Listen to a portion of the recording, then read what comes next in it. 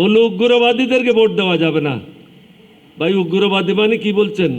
যারা নামাজ পড়ে দাঁড়িয়ে রাখে মসজিদে যায় তারা কি উগ্রবাদী? বলে মাজার ভেঙে দেবে। ভাই মাজার কিসের জন্য ভাঙবে? এটা না ভাঙার জন্য তো জামাতের ছেলেরা, আমাদের দলের লোকেরা বিভিন্ন জায়গায় আমরা পাহারা দিয়েছি, মন্দির পাহারা দিয়েছি, মঠ পাহারা দিয়েছি, সব জায়গায় আমরা পাহারা দিয়েছি। এর পয়েন্ট দিয়ে তার যে ক্লায়েন্ট আছে তাকে ডিফেন্ড করতে হবে। কিন্তু এখন আমরা কি করি? ক্লায়েন্ট গেলে তারে বলে দিই তুমি এইভাবে এইভাবে কথাগুলি বললো কোর্টে, তাহলে তুমি মুক্তি পেয়ে যাবে। অর্থাৎ মিথ্যা কথাগুলি শিখিয়ে দেয়। আর যারা বিচারকের আসনে বসে তারাও দলীয় ভিত্তিতে, অনেক ক্ষেত্রে আমি বলবো দলীয় বিবেচনায় তারা পদায়ন হয়, যার কারণে নিয়ন্ত্রিত জাজমেন্ট আসে। সুতরাং জনগণ যাবে কোথায়? আমি আর মামুসারা তো বাংলাদেশে আর কেউ নেই। যারা সরকারে আছে তারা, আর যারা অফিসাররা কাজ করছে তারা। আপনারা সেটা প্রত্যক্ষ করেছেন 12ই ফেব্রুয়ারির নির্বাচনে। 11 তারিখ পর্যন্ত ঠিক ছিল, 12 তারিখ 10টা 11টা পর্যন্ত ঠিক ছিল, তারপরের থেকে সিচুয়েশন পাল্টানো শুরু হলো। বললো উগ্রবাদীদেরকে ভোট দেওয়া যাবে না। ভাই উগ্রবাদী মানে কি বলছেন? যারা নামাজ পড়ে দাঁড়িয়ে রাখে মসজিদে যায় তারা কি উগ্রবাদী? নগদ নিয়ে এলো হার না মানা হার অফার। সর্বনিম্ন 10,000 টাকা রেমিটেন্স নগদে পাঠালে থাকছে স্বর্ণের হার জেতার সুযোগ। এখন উগ্রবাদীর ডেফিনিশনটাই বদলে গেছে।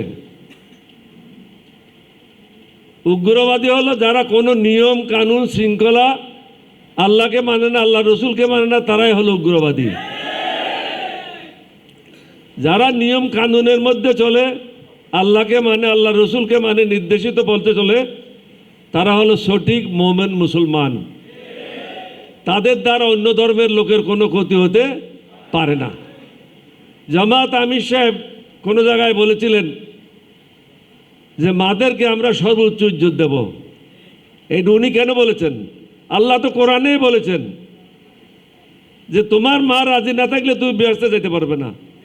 আল্লাহ সমগ্র কিছুর মালিক, তারপরেও বলছে মাকে এত ক্ষমতা দেওয়া হয়েছে যে মা রাজি না থাকলে তুমি বেহেশতেও যাবে না। উনি কি বলেছেন? মাদেরকে সর্বোচ্চ সম্মান দেওয়া হবে।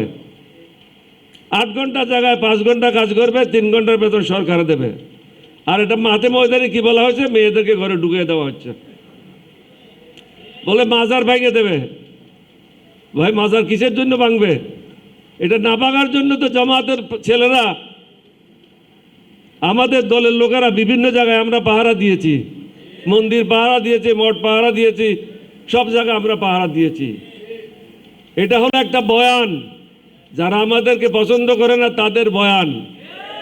1971 সালের পরে কি বয়ান ছিল? মুক্তিযুদ্ধ এবং অমুক্তিযুদ্ধ। এটা করে আমরা একটা দেশকে ডিভাইড করেছি। আমি প্রেসিডেন্ট জিয়ার সময় বলেছিলাম, প্রেসিডেন্ট জিয়াকে বলেছিলাম আমাদের একমাত্র কাজ হবে টু ইউনাইট দ্য নেশন, ঐক্যবদ্ধ জাতি করতে হবে। বিভিন্ন জনের বিভিন্ন মত থাকবে, বিভিন্ন পথ থাকবে, বিভিন্ন ধারা থাকবে।